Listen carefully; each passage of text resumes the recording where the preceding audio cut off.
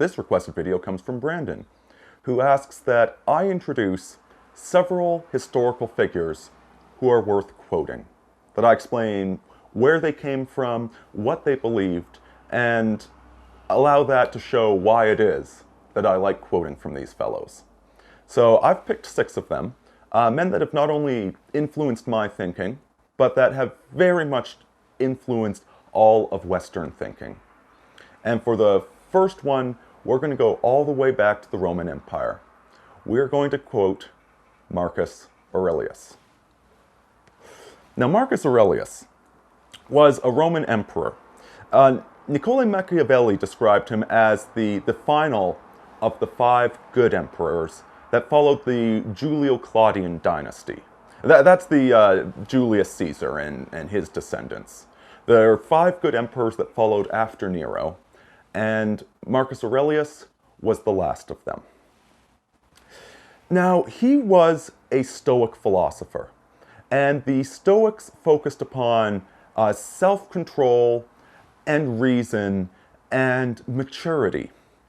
His book, Meditations, is an excellent piece of advice for any young man, and it's no accident that the website Return of Kings frequently posts articles quoting from his work. He's a very inspirational figure.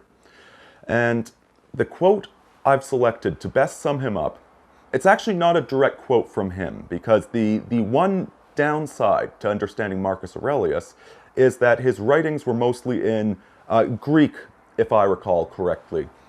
He personally attributed his erudition to the fact that he did not go to public school, but was homeschooled, mainly with Greek tutors.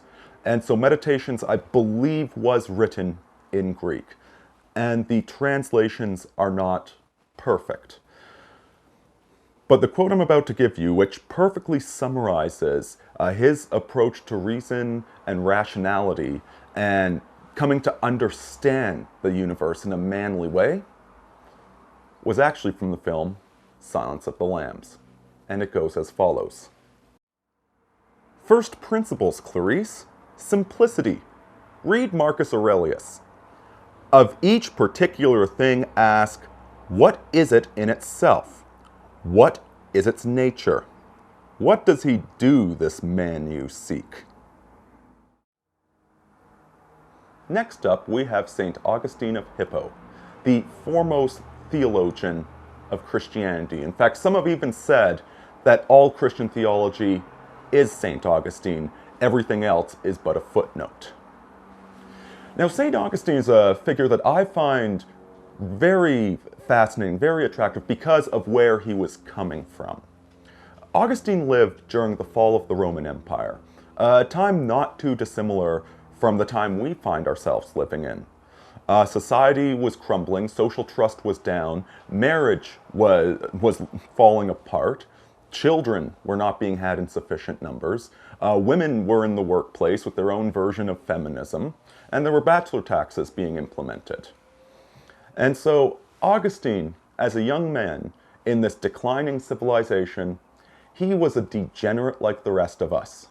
He partied, he drank too much, he whored about with his degenerate friends when he was going to school in Carthage. And one of his famous prayers at the time was, "Lord, grant me peace and salvation, but not just yet." At the age of 31, that was when Augustine converted to Christianity. And this is when he started studying. The New Testament at the time was largely just a collection of stories. It was a bit of advice here and there on how to live your life, but it wasn't laid out in a systemic, sensible way. And so Augustine's the man that did that. His book, Confessions, is one of the most influential in Christianity that lays out the specific doctrines. He was a Neoplatonist in his thinking, and so he took these wild and woolly statements that Jesus had made and laid them out in a sensible and coherent manner that could be interpreted. So for Constantine, this is the quote that I've chosen to kind of sum up who he is. What does love look like? It has the hands to help others. It has the feet to hasten to the poor and needy. It has eyes to see misery and want. It has the ears to hear the sighs and sorrows of men. That is what love looks like. If St. Augustine were the father of Christian theology, Thomas Aquinas would be his biographer. Writing centuries later, Thomas Aquinas ultimately became the author of Thomism, which is a fundamental value of the Catholic Church. And in fact, you can argue that it is really the antecedent, the precursor to the entire scientific method. Now, where Augustine was a Neoplatonist, with Aquinas, we start to reintroduce Aristotelian philosophy into the Western tradition. So he wrote many critiques and many analyses on Aristotle, and this eventually led him to the belief that truth is truth no matter where you find it. It doesn't matter if it's coming from a pagan, it does not matter if it's coming from a secularist, truth is truth. And this is really such a core doctrine to Christianity, that Christianity is not a thuggish religion. It's not a form of paganism which forces itself upon the world, but that it's a constant quest to understand the nature of God, to understand the nature of the self, and to understand truth. And that logic, rationality, all of these things are necessary, not just in a Christian context, but outside of a Christian context as well. So Aquinas, really, you can accredit him with leading to the foundation that would eventually lead to the scientific revolution. And as for quotes, well, here's a couple for you. The existence of God and other like truths about God, which can be known by natural reason, are not articles of faith, but are preambles to the articles. For faith presupposes natural knowledge, even as grace presupposes nature, and perfection supposes something that can be perfected. Nevertheless, there is nothing to prevent a man who cannot grasp a proof, accepting, as a matter of faith, something which in itself is capable of being scientifically known and demonstrated. If the highest aim of a captain were to preserve his ship, he would keep it in port forever. John Locke. John Locke was an English doctor and political philosopher. He is credited as being the father of classical liberalism, the idea of equality under the law, of freedom, many of these values that libertarians espouse. Now, you can't mention Locke without mentioning his equal opposite, Thomas Hobbes, where Locke opined that the fundamental nature of man was reasonableness and decency. Hobbes argued the savage state of nature, where absent a government, everybody was vicious and cruel and nobody can trust each other. Hobbes argued that we needed a Leviathan, a state, to force us to be good. Locke argued that the social contract would naturally arise in between people. Now, I personally consider that both of these two philosophers are wrong in equal opposite directions. Certainly, if you look at the state of nature, it's not as vicious as Hobbes described, but it's certainly not the paradise of the noble savage. Nonetheless, Locke was very influential in creating our modern systems with constitutions, with the laws that are consistent with one another, with the goal of maximizing the freedom of everybody in the society. And so while I don't agree with him completely, he is certainly a very important figure in the development of our modern political philosophy, and he has a lot of intelligent things to say. And so this is the quote I've chosen from him regarding what the purpose of law is. The end of law is not to abolish or restrain, but to preserve and enlarge freedom. For in all the states of created beings capable of law, where there is no law, there is no freedom. Now, H.L. Mencken. If any of you folks out there haven't read H.L. Mencken, you are doing yourself a disservice. H.L. Mencken was a brilliant writer from the beginning of the last century. He is incredibly witty and effervescent with his prose. He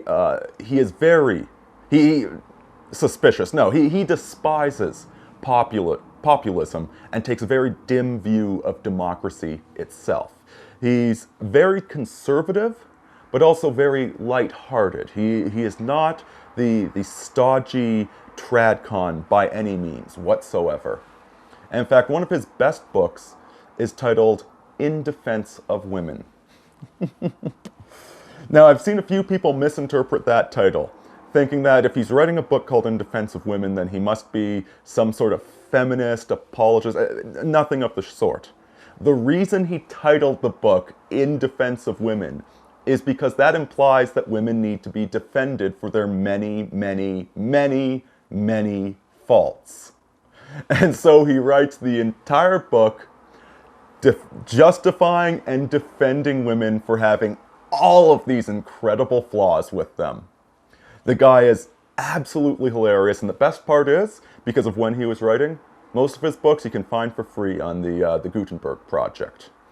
So this is my favorite quote from Mencken, and in fact it's my start screen on my computer, is this quote. The most dangerous man to any government is the man who is able to think things out for himself without regard to the prevailing superstitions and taboos. Almost inevitably he comes to the conclusion that the government he lives under is dishonest, insane, and intolerable, and so, if he is a romantic, he tries to change it. And even if he is not romantic personally, he is very apt to spread discontent amongst those who are. And finally, we have Robert Heinlein. Now, Robert Heinlein was one of the grandmasters of science fiction. He is one of the big three, next to Asimov and Clarke. And he's a figure I absolutely love, and I think that most of you out there as well, anybody in the manosphere, anyone interested in neo-masculinity, will just love Heinlein's writing. Now, it needs to be said that Heinlein honestly is not the best writer out there. He tends to have three characters that he keeps reusing and just putting different names on them. Him as a young man, him as an old man, and his wife Ginny. Heinlein combines the best of the greatest generation, but also some of its worst. You can see how this masculine spirit, this intelligent, responsible drive of a guy that was an engineer and a guy that served in the Navy, and yet also a precursor of many of the hippie lefty ideas that have been degrading civilization. This is the guy that 1 year wrote Starship Troopers, which was basically his rejection of the beatniks that were criticizing the Korean War.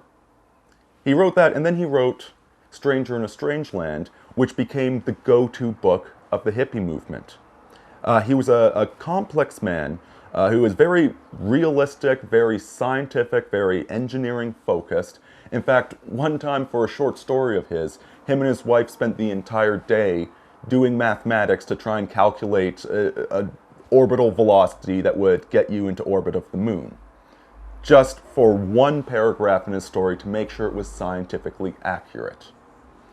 And then he also had a lot of interesting ideas about how the family should be formed, how society should go, etc. He's the guy that popularized the statement, Tanstaffel, there ain't no such thing as a free lunch. But as for quoting him, I'm going to use his quote on what he thinks the nature of man is. A human being should be able to change a diaper, plan an invasion, butcher a hog, con a ship, design a building, write a sonnet, balance accounts, build a wall, set a bone, comfort the dying, take orders, give orders, cooperate, act alone, solve equations, analyze a new problem, pitch manure, program a computer, cook a tasty meal, fight efficiently, die gallantly. Specialization is for insects. So Brandon, thank you for your support. I hope you found this video informative. I hope all of you did. And if there are any other great quotable figures that any of you folks can think of, please leave a comment describing them and giving one of their quotes. Aurini out.